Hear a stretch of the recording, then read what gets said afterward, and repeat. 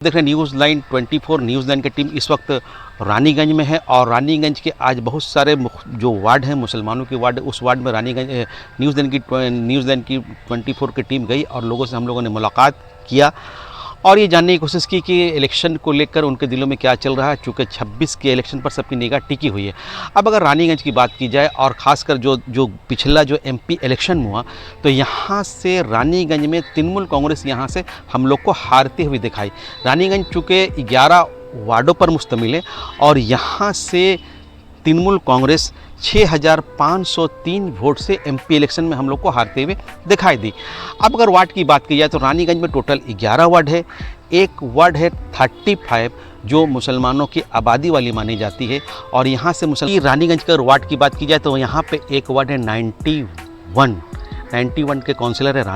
राजू सिंह और यहाँ पे मुसलमानों की आबादी गालिबन 30% है। तो यहाँ से भी बीजेपी जीती लेकिन उसका मार्जिन बहुत कम था। लेकिन अगर आप रानीगंज म्यूनसिपैलिटी के एरिया की अगर बात करें तो यहाँ से एक एमआईसी है दीपेंदु भगत, यहाँ से के एमआईसी है इन दिनों आसनसोल म्यूनिसिपल कॉर्पोरेशन से, वहाँ से बीजेपी को काफ़ी ठीक ठाक वोट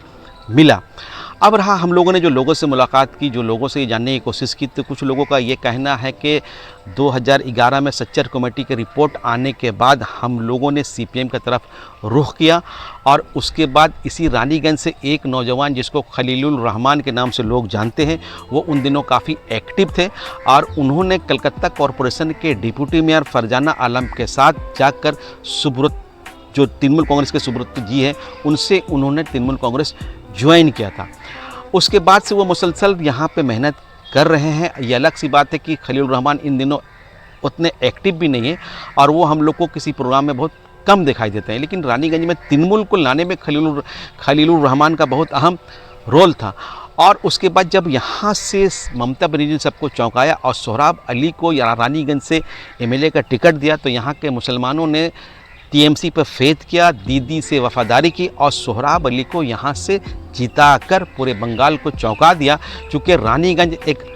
ऐसी असेंबली है जो सीपीएम का हार्ट, सीपीएम का गढ़ मानी जाती थी। लेकिन यहाँ के मुसलमानों ने तृणमूल कांग्रेस के साथ वफादारी की और तृणमूल कांग्रेस को यहाँ से एक एमएलए दिया।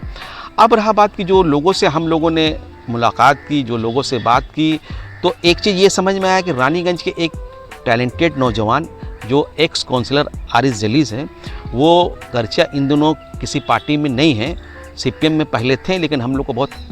एक्टिव अब दिखाई नहीं दे रहे हैं, लेकिन वो टैलेंटेड है और रानीगंज में उनके बहुत सारे कामों को उन्होंने अंजाम दिया है। लोगों को कहना कि अगर आरिस जलीस को पार्टी टीएमसी में ले आती है तो इसका फ़ायदा तृणमूल कांग्रेस को बहुत ज़बरदस्त मिलेगा और उनकी अच्छी सियासी सूझबूझ है। लेकिन उसके साथ हम लोगों ने ये भी जब लोगों से सवाल किया कि आप लोग वोट दे रहे हो तृणमूल कांग्रेस को, तृणमूल कांग्रेस की क्या उम्मीदें हैं, तो उन लोगों ने ये कहा कि हम लोग ममता बनर्जी के कामों को देखकर वोट दे रहे हैं और रानीगंज में ममता बनर्जी ने जितना काम की है वो अब तक काम कहीं नहीं हुआ। ममता बनर्जी पूरे बंगाल में अपने डेवलपमेंट काम की वजह कर जानी जाती है। लेकिन हम लोग को इस बात के शिकायत है कि जो हमारे आला कमान हैं, जो पश्चिम बर्दवान को लीड कर रहे हैं, जो गाइड कर रहे हैं, वो कहीं ना कहीं हम लोगों के साथ हक तलफी कर रहे हैं। हमारे जो मुस्लिम समाज के जो डोमिनेंट लीडर हैं, जो नई नस्ल सियासत में आ रहे हैं, उसको पार्टी अच्छी जगह नहीं दे रही है और तृणमूल कांग्रेस माइनॉरिटी सेल के नाम पे एक खिलौना देकर बहरा रही है। ना उनको महिला में जगह दिया जा रहा, टीएमसी की जो विंग है, ना उनको मदर में जगह दिया जा रहा और ना उनको यूथ में जगह दिया जा रहा, जिसके लेकर लोगों में काफ़ी नाराज़गी है। और आप ये कह सकते हैं कि रानीगंज में अगर 11 वार्ड है और इस 11 वार्ड से अगर जो सबसे ज़्यादा टीएमसी को वोट मिलता है तो वो 4 वार्डों से ज़्यादा वोट मिलता है जहाँ पे मुसलमानों की आबादी है। और दूसरे अगर वार्ड की बात करेगी तो वहाँ पे रानीगंज में टीएमसी बहुत बुरी तरीक़े से हारती है। और हम लोगों ने देखा भी कि हालिया में जो एमपी इलेक्शन हुआ वहाँ से भी यहाँ से रानीगंज से तृणमूल कांग्रेस 5000 वोट से ज़्यादा वोट से हारी।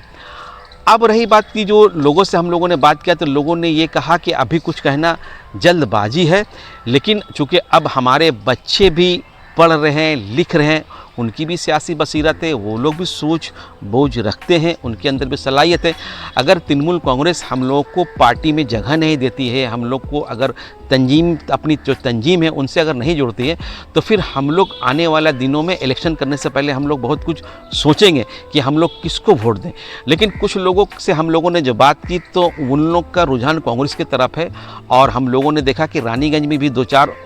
ऑफिस कांग्रेस के हम लोग को दिखाई दिए, जो कांग्रेस के ऑफिस है जहाँ पे बच्चे बैठे हुए थे। तो इससे देख के ये सुगबकाहट ये और ये अंदाज़ा लग रहा है कि रानीगंज के भी लोग धीरे धीरे कांग्रेस की तरफ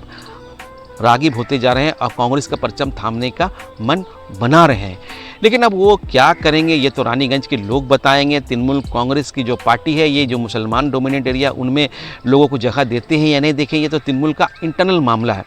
लेकिन कुल मिलाकर जब हम लोगों ने सर्वे किया तो ये कहा जा सकता है कि तृणमूल कांग्रेस के लिए राहें उतनी आसान नहीं है, और अगर कहीं तृणमूल कांग्रेस अगर मॉनिटर को ठीक ठाक नहीं करती है तो उसको आने वाले दिनों में इलेक्शन में काफ़ी नुकसानात का सामना करना पड़ेगा। अब पार्टी क्या करती है तो आने वाला वक्त बताएगा, और अभी से कुछ कहना बहुत जल्दबाजी होगी। अब पार्टी क्या निर्णय लेती है, वो क्या करती है, मुसलमानों को पोस्ट देती है, मुसलमान किस सिमत अपनी रुख करते हैं, इसके लिए हम लोग को इंतज़ार करना पड़ेगा। कैमरामैन के साथ मैं खुर्शीद, न्यूज़ीलैंड 24 रानीगंज।